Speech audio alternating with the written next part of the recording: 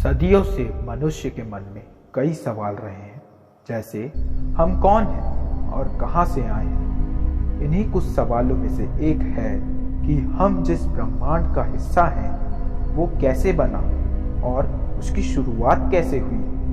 धार्मिक गाथाओं की माने तो इस ब्रह्मांड का निर्माण ईश्वर ने किया है, किंतु जिस अनंत ब्रह्मांड का हम एक हिस्सा हैं उसके एक छोटे से कण से लेकर बड़े गैलेक्सीज तक, लाइफ के अस्तित्व से स्पेस टाइम की वास्तविकता तक, आखिर इस ब्रह्मांड की शुरुआत हुई कैसे। 20वीं सेंचुरी तक बहुत से वैज्ञानिकों का मानना था कि यह ब्रह्मांड अनंत काल तक फैल रहा है और इसकी कोई उम्र नहीं है, किंतु जब आइंस्टीन ने अपनी थ्योरी ऑफ रिलेटिविटी दी तो हमारा स्पेस टाइम को समझने का नज़रिया ही बदल गया। कुछ समय बाद एस्ट्रोफिजिसिस्ट एडविन हब्बल ने अपनी गैलेक्सीज के ऊपर ऑब्जर्वेशन में पाया कि कुछ गैलेक्सीज पृथ्वी से धीरे धीरे दूर जाती जा रही है। यह पहला एविडेंस बना ब्रह्मांड के निर्माण की इस थ्योरी का, जिसका जिक्र जॉर्ज लेमेट्रे नामक वैज्ञानिक ने पहली बार किया और फ्रेड होयल ने सन 1949 को इसे नाम दिया द बिग बैंग थ्योरी। तो चलिए बात करते हैं इसी ग्रेट बिग बैंग थ्योरी के बारे में।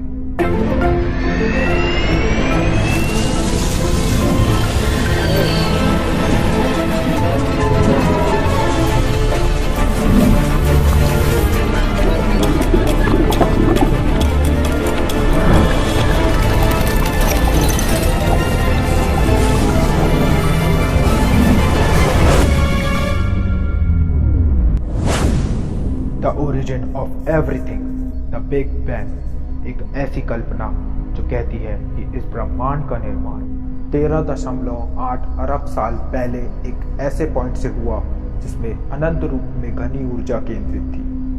इस पॉइंट में सभी ऊर्जा समान रूप से समाई हुई थी। इस पॉइंट को पॉइंट ऑफ सिंगुलैरिटी भी कहते हैं।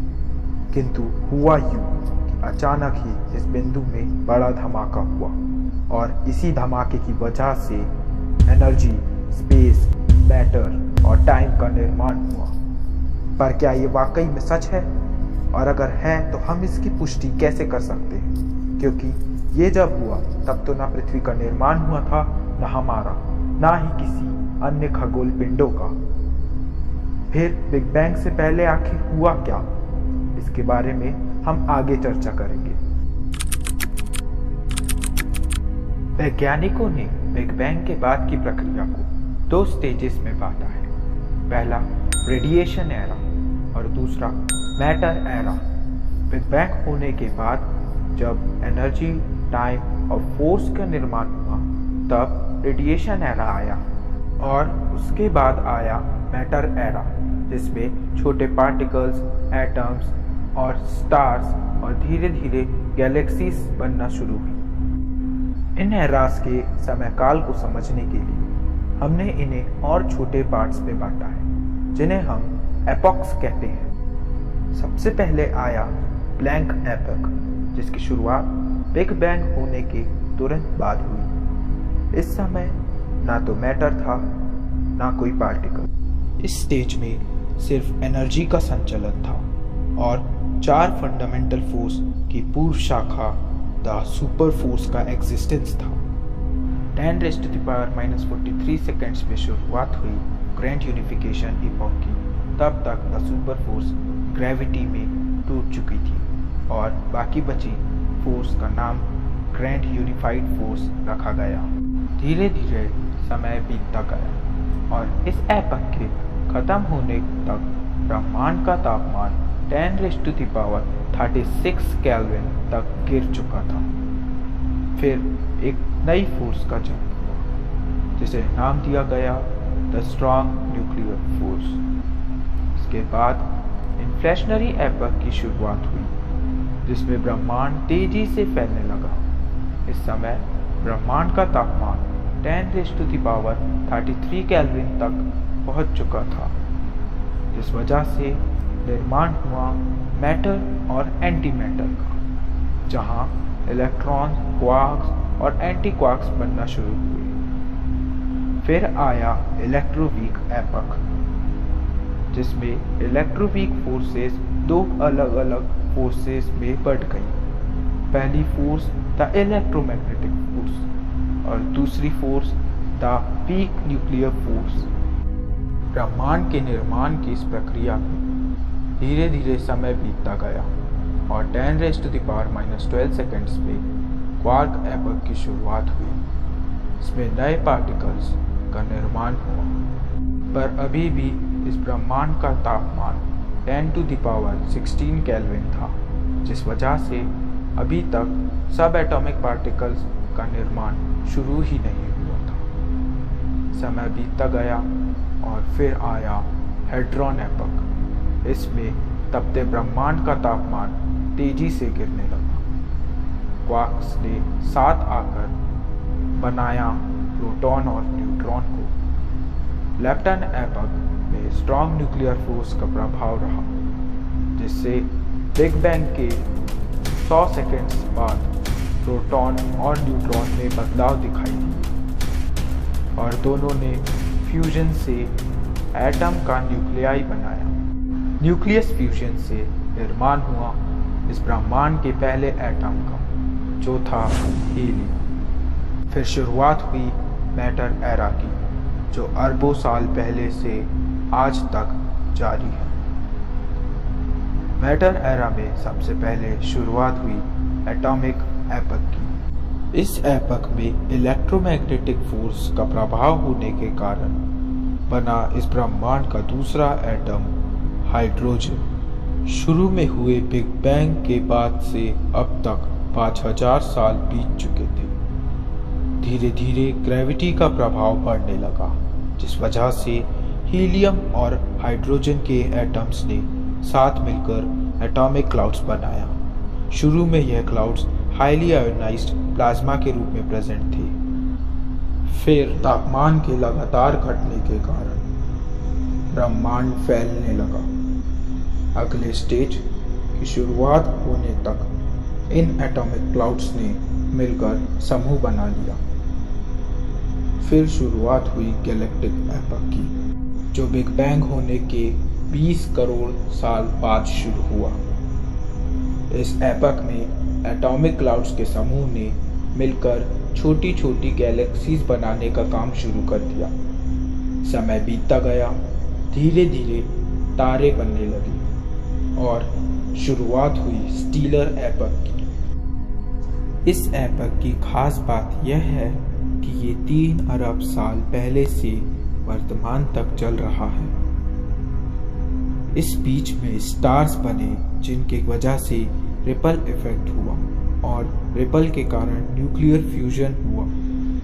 हीलियम और हाइड्रोजन के एटॉमिक क्लाउड्स ने न्यूक्लियाई फ्यूजन शुरू कर दिया, जिस वजह से कई नए एलिमेंट्स का निर्माण हुआ और धीरे धीरे उन एलिमेंट्स का निर्माण हुआ जिन्हें हम अच्छे से जानते हैं। इन्हीं एलिमेंट्स ने साथ मिलकर कई गैलेक्सीज बनाई। उसी में एक ऐसी गैलेक्सी बनी जिसे मिल्की वे गैलेक्सी नाम दिया गया। इसी गैलेक्सी के एक छोटे से रीजन में एक बहुत बड़ा तारा बना, जिसे सूरज नाम दिया गया। इसके भारी होने की वजह से गुरुत्वाकर्षण का प्रभाव रहा और कई खगोल पिंड इसके चारों ओर घूमने लगे। फिर धीरे धीरे ग्रहों का निर्माण हुआ और इसमें एक ऐसा ग्रह बना जिसे मैं और आप अच्छे से जानते हैं, और इसी ग्रह को नाम दिया गया पृथ्वी, जहां से लाइफ की शुरुआत हुई। यदि आप भूले ना हो तो इस सब की शुरुआत हुई थी उसी बिग बैंग से। किंतु बिग बैंग तो समय में बहुत पहले घटित हुआ था, तो हम 100% श्योरिटी से कैसे कह सकते हैं कि इस ब्रह्मांड का निर्माण बिग बैंग से ही हुआ होगा। हालांकि कई वैज्ञानिकों का मानना है कि बिग बैंग थ्योरी एक फिलोसॉफिकल आइडिया ही है, किंतु इसमें कुछ ऐसे पॉइंट्स भी हैं जो सच साबित हुए हैं। जैसे कि हब्बल के अनुसार उनके एक्सपेरिमेंट्स में पाया गया कि ब्रह्मांड अभी भी फैल रहा है। और देखा जाए तो यदि हम समय में पीछे जाएंगे तो एक समय ऐसा रहा होगा जहां पर इस ब्रह्मांड का संपूर्ण हिस्सा एक पॉइंट पर केंद्रित होगा जिसका घनत्व और तापमान इनफाइनाइट तक होगा। बिग बैंग थ्योरी के अनुसार इसी पॉइंट को पॉइंट ऑफ सिंगुलैरिटी कहते हैं। बिग बैंग होने की दूसरी संभावना यह है कि जब ब्रह्मांड बहुत छोटा था तब वह गर्म होने के कारण रेडिएशंस एमिट कर रहा था, और इसी चीज़ को वेरीफाई करने के लिए वैज्ञानिकों ने कई एस्ट्रोनॉमिकल ऑब्जर्वेशन की हैं, कंप्यूटर सिमुलेशन और यहाँ तक कि लार्ज हैड्रॉन कोलाइडर में भी बिग बैंग के होने के समय की कंडीशंस बनाकर वेरीफाई करने की कोशिश की है कि क्या बिग बैंग सही में हुआ था या फिर नहीं। पर ईयर 1964 में एक्सीडेंटली एक ऐसी रेडिएशन सामने आई जो बिग बैंग के होने के बाद बनी थी। इस रेडिएशन का नाम कॉस्मिक माइक्रोवेव बैकग्राउंड रेडिएशन रखा गया। आसान शब्दों में बोले तो ये सबसे प्राचीन इलेक्ट्रोमैग्नेटिक रेडिएशन है जो बिग बैंग होने के समय बनी और आज तक ब्रह्मांड के कोने कोने में फैली हुई है। और आज भी यही कॉस्मिक माइक्रोवेव बैकग्राउंड रेडिएशन ब्रह्मांड के अलग अलग हिस्सों में टेलीस्कोप द्वारा सेंस की जाती है, जो प्रमाण है कि इस ब्रह्मांड का निर्माण बिग बैंग से ही हुआ था। इतना सब जानने के बाद आपके मन में एक ख्याल जरूर आया होगा कि बिग बैंग से पहले आखिर था क्या। वैज्ञानिकों की माने तो बिग बैंग से पहले समय का अस्तित्व ही नहीं था। यदि बिग बैंग से पहले समय का अस्तित्व ही नहीं था तो उससे पहले कुछ होने या ना होने की बात ही करना गलत है। थर्मोडायनेमिक्स का दूसरा लॉ कहता है कि something can't come from nothing. इसका मतलब है कुछ प्रोसेस होने के पहले उसके पीछे कुछ ना कुछ कारण रहता ही है। तो इसका मतलब है कि बिग बैंग होने से पहले कुछ ना कुछ तो रहा होगा। पर यदि हम दूसरी ओर ध्यान दें तो बिग बैंग होने से पहले फिजिक्स के कोई लॉज ही नहीं थे। तो जब फिजिक्स के कोई लॉज ही नहीं थे तो थर्मोडायनेमिक्स का लॉ को इस्तेमाल में लाना ही एब्सर्ड सा होगा। एक थ्योरी और है जो कहती है कि हमारे ब्रह्मांड के बनने से पहले कोई दूसरा ब्रह्मांड था जिसमें अचानक ही विस्फोट हुआ और वह एक पॉइंट में समा गया। टेम्परेचर और डेंसिटी इनफाइनाइट तक पहुंचने के बाद बिग बैंग हुआ और उसी बिग बैंग के बाद हमारे ब्रह्मांड का निर्माण हुआ। कुछ सालों बाद हमारे ब्रह्मांड में भी एक बड़ा सा विस्फोट होगा और हमारा ब्रह्मांड भी एक छोटे से पॉइंट में समा जाएगा और ये प्रक्रिया ऐसी ही चलती रहेगी। किंतु इस थ्योरी में दिक्कत यह है कि हमें पता ही नहीं चलता कि जो सबसे पहले ब्रह्मांड बना था वह आखिर बना कैसे था और उसके बनने के पहले आखिर था क्या। एक थ्योरी और है जो स्ट्रिंग थ्योरी पर बेस्ड है। स्ट्रिंग थ्योरी के बारे में हम अगले वीडियो में चर्चा करेंगे।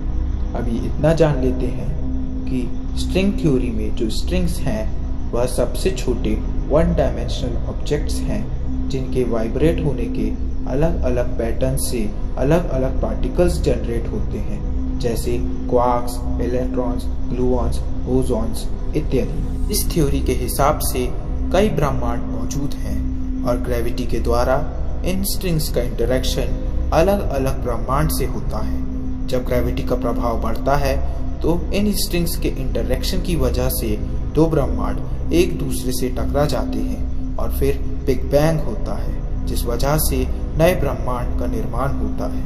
किंतु इस थ्योरी को बहुत से फिजिसिस्ट फिलोसफिकल ही मानते हैं, क्योंकि इस थ्योरी में 4 मेन डायमेंशंस को छोड़कर कुछ अलग डायमेंशंस की बात की गई है, जिन्हें यदि हम क्वांटम मैथमेटिकल इक्वेशंस से प्रूफ करना चाहें तो जो प्रकृति के नियम हैं वही गलत साबित हो जाएंगे। यह स्ट्रिंग थ्योरी समय के अस्तित्व को ही गलत साबित कर देती है और वैसे ही क्वांटम फिजिक्स के लॉज हमारी डेली लाइफ में कोई सेंस नहीं बनाते। आसान शब्दों में जाने तो हमारे पास ऐसी कोई थ्योरी है ही नहीं जो क्वांटम फिजिक्स के लॉज को रियल वर्ल्ड में एप्लीकेबल बना दे। और बिग बैंग से पहले क्या था और बिग बैंग क्या सच में हुआ था, उसका पता लगाने के लिए हमें कोई ऐसी थ्योरी चाहिए जो एल्बर्ट आइंस्टीन की रिलेटिविटी को और क्वांटम मैकेनिक्स को साथ में कंबाइन कर दे, जो अब तक पॉसिबल ही नहीं हो पाया है। हालांकि हम 10⁻⁻43 सेकेंड्स तक के ब्रह्मांड को देख पाने में सफल हुए हैं, जो 13.8 बिलियन ईयर्स पहले का ब्रह्मांड है। ऐसी कई अनेक गुत्थियां हैं इस ब्रह्मांड के बारे में जो हम अभी तक सुलझा नहीं पाए हैं। शायद हम किसी दिन इन गुत्थियों को सुलझा लेंगे या शायद नहीं, किंतु हम ये जानते हैं कि हम इसी अनंत ब्रह्मांड का एक हिस्सा हैं और हम सभी एक दूसरे से कनेक्टेड हैं। वीडियो पसंद आया हो तो लाइक करें और अपने दोस्तों को शेयर करें। यदि आप आगे भी ऐसी थ्योरीज के बारे में जानना चाहते हैं तो इस चैनल को सब्सक्राइब करें।